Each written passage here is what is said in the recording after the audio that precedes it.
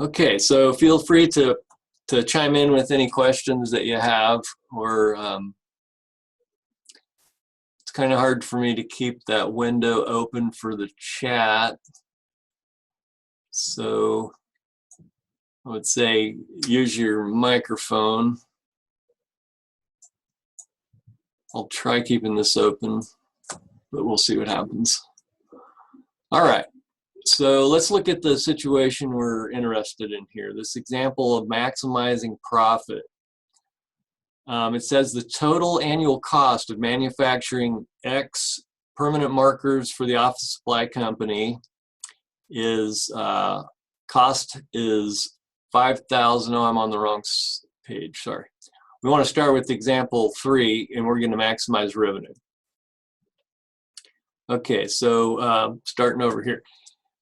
Office supply company sells X permanent markers per year at P dollars per marker. And the price demand equation for the markers is P equals 10 minus 0.001x. So what price should the company charge for markers to maximize revenue? And then what is the maximum revenue?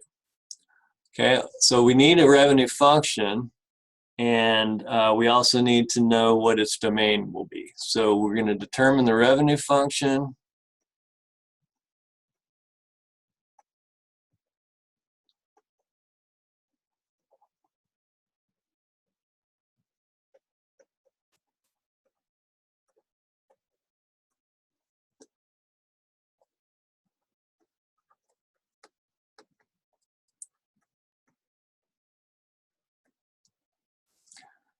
Okay, so now remember that we have to make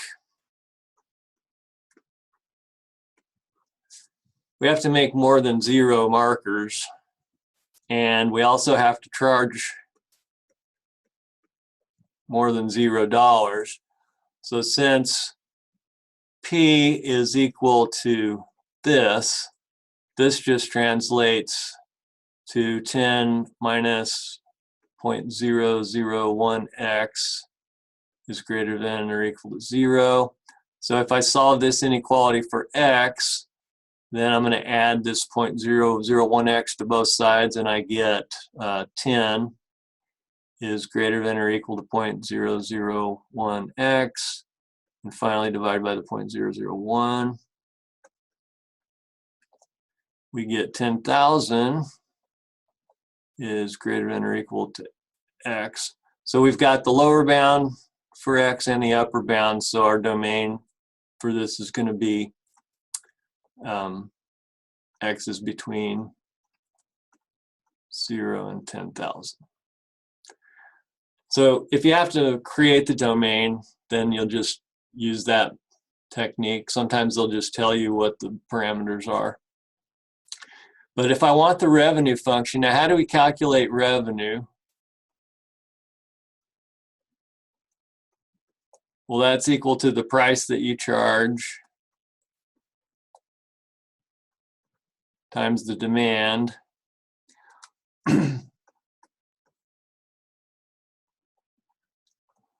Okay, so this is P times X.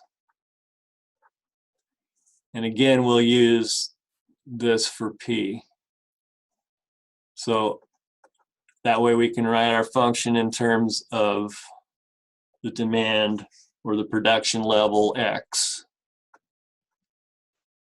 So R of X is going to equal 10 minus 0.001 x times x.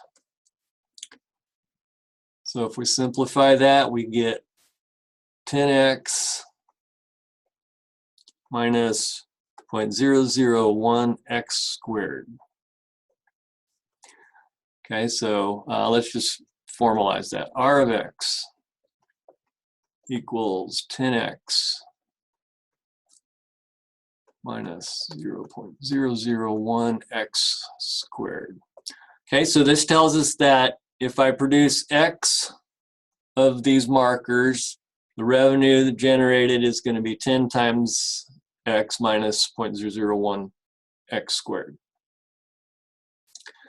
Okay.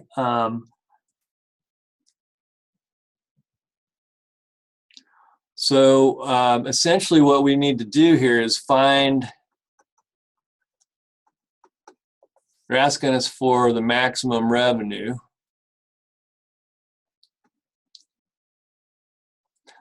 Okay, so find the absolute maximum.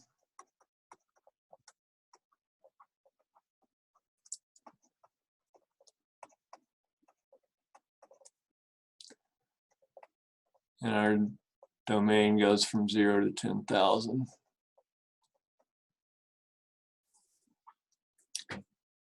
Okay, so we just take r prime of x and get set it equal to 0, find that critical number where the peak or the valley occurs, and then we also know that r double prime indicates whether it's concave up or down, and so that's going to just verify for us whether that critical number represents a minimum or a maximum. So when I take r prime of x, I get 10 minus 0.002x. And if I set this equal to 0, well, 10 minus 0.002x equals 0. Then 10 equals oops.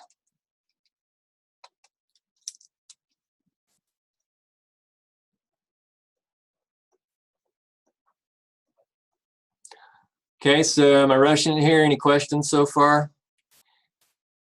We're just looking for the critical number for what we found to be the revenue function. So we're taking the derivative, setting it equal to 0, and that'll be our critical point. So now I'm going to divide both sides by 0.002.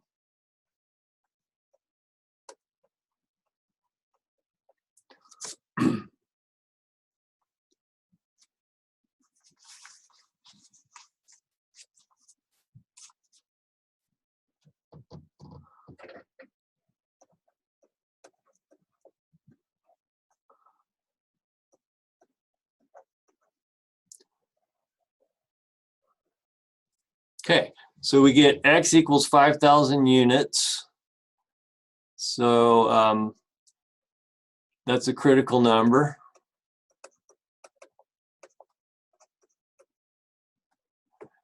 Now let's take r double prime of x.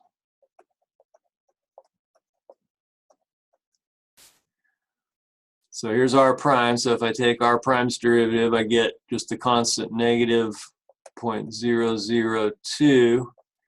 Now that's less than 0, so this is concave down, the negative second derivative.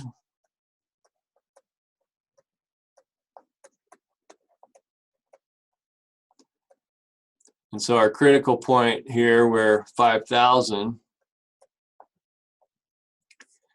is a maximum.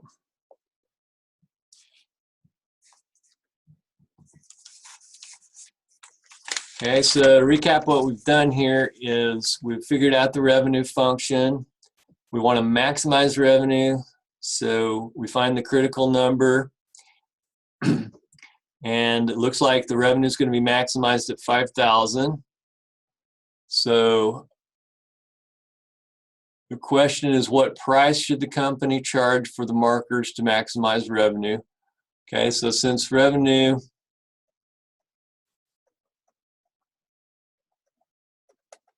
is max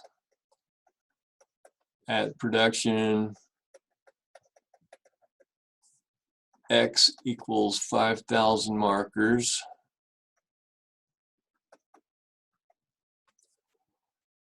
the price is P equals, so now I'm just going to come back to this 10 minus 0.001 times an x 5,000.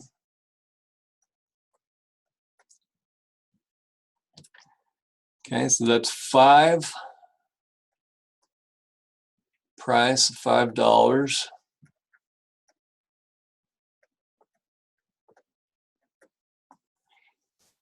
Okay, and then what is the maximum revenue?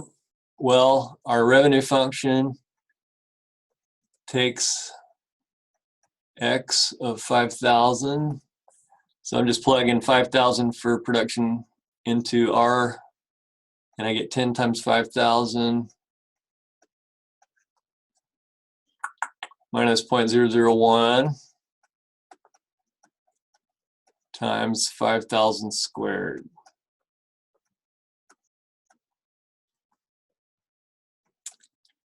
Okay, and that turned out to be 25,000. Okay, so max revenue is $25,000.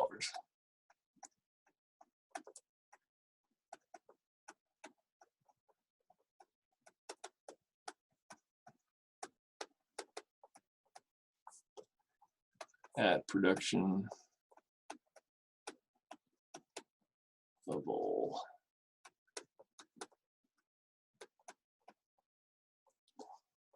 Markers.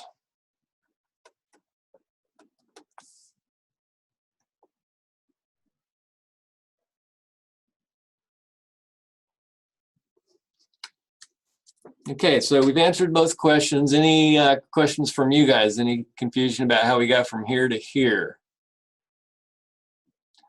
Okay, just have to think a little bit about how to produce that revenue function.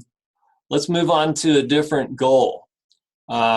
Last class we looked at how can we maximize the area of a garden, get with this particular amount of money we can spend on a fence. How can we get the most bang for our buck? Here we want to know, how can I get the most money based on this product? How can I get the most money through the company, in the hands of the company? This next is a little different. Remember, profit's different from revenue. Revenue is how much money is cycling through the company. Profit is how much they keep. So in this case, we're going to look at maximizing profit. So they need a little bit more information. All we had before was a revenue function. Can't create your profit function unless you have both the revenue and the cost. What's it costing you to produce these? So the total annual cost of manufacturing X, or production level of X permanent markers for the office supply company that we just talked about, is cost is 5,000 plus 2X. So pretty simple function for cost. We'd like to know what the company's maximum profit and what they should charge for each marker. And here, this is going to dictate our production level. So we're going to figure out what X we use here. So first, let's find profit. Now, profit equals revenue minus cost. So P of X is going to equal 10X minus, this was from last page, 10X minus 0.001X squared. That was our revenue function from last page, minus the cost function they just gave us of 5,000 plus 2X. Okay, so if we simplify that, we're going to end up with P of X equals 8X minus 0.001X squared minus our 5,000.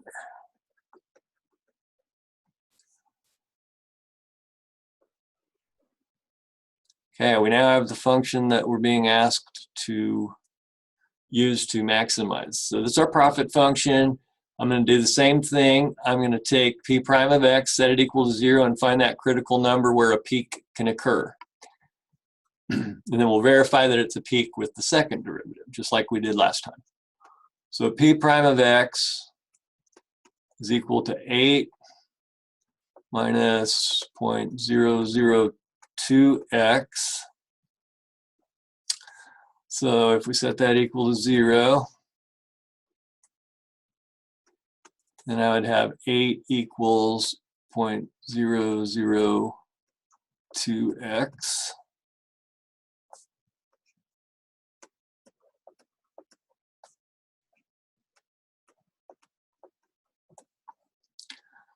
Okay, so I end up with X equals 4,000.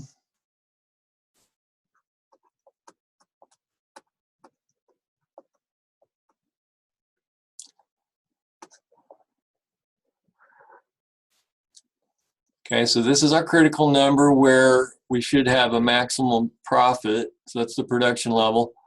So the question they asked was, what is the company's maximum profit? So we have to take X and plug it into the profit function.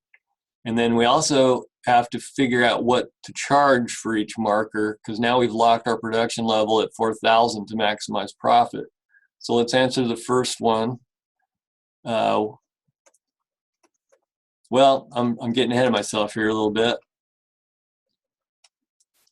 Let's verify that this is a maximum. Okay, so since P double prime of X is equal to negative 0.002, and that's less than 0, we are concave down.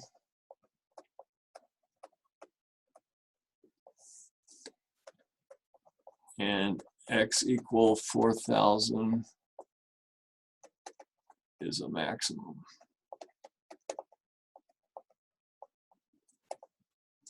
Okay, so that means it's a profit. So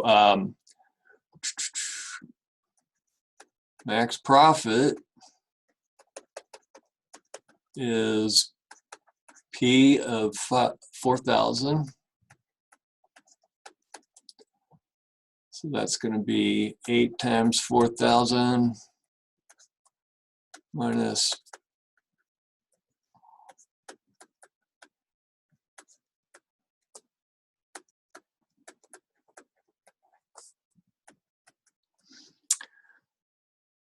Okay, so if I plug all that in, I should end up getting $11,000.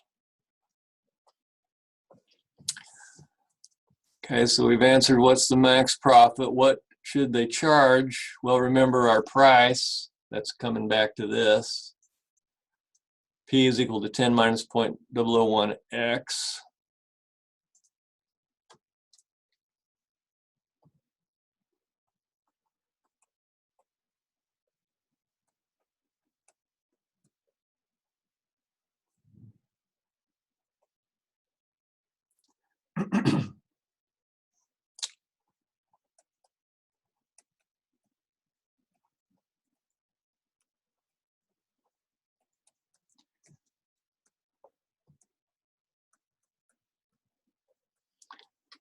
Okay, so we're looking at charging $6 and production level 4,000.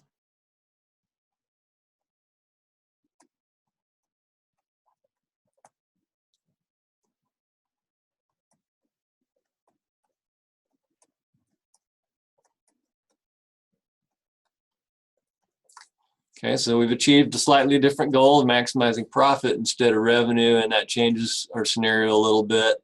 Instead of 5,000 markers, we're going to produce 1,000 fewer markers, and we're going to charge $6 to maximize profit. So notice you get a different scenario depending on what you're interested in maximizing. Now, what's more important to your company, to get more money coming through or to keep more money? It kind of depends on the business environment at the time. So, okay, so other things that we can maximize. Is everybody clear on why we know these are maximums? And for instance, we limited the domain. Why did I not have to check the endpoints of that domain? Does anybody know why I didn't have to bother checking the endpoints?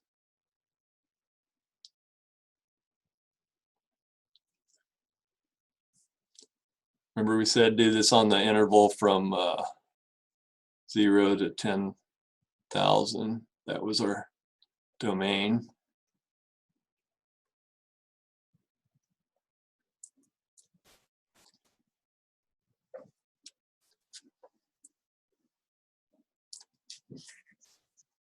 Okay, so The reason is, anybody? Last chance.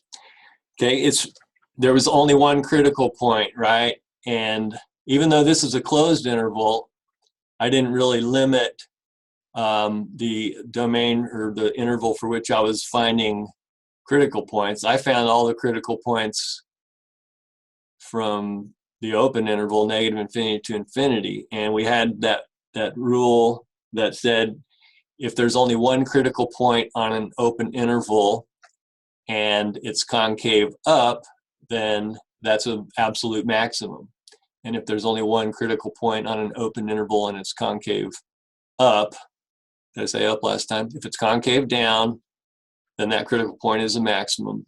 If on an open interval there's only one critical point and it's also concave up, then that's a relative maximum. Okay, so that's just basically saying that, like, if it's concave up, this is the only critical point, then that represents a maximum. Concave down, I keep saying the wrong thing. Concave down.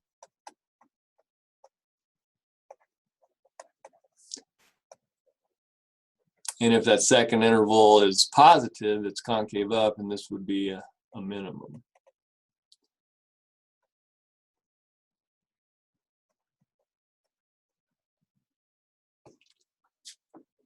Okay.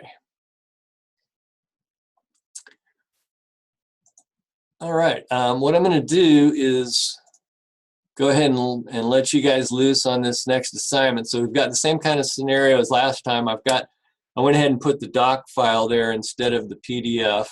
Is anybody not able to read the doc? Does anybody need a PDF?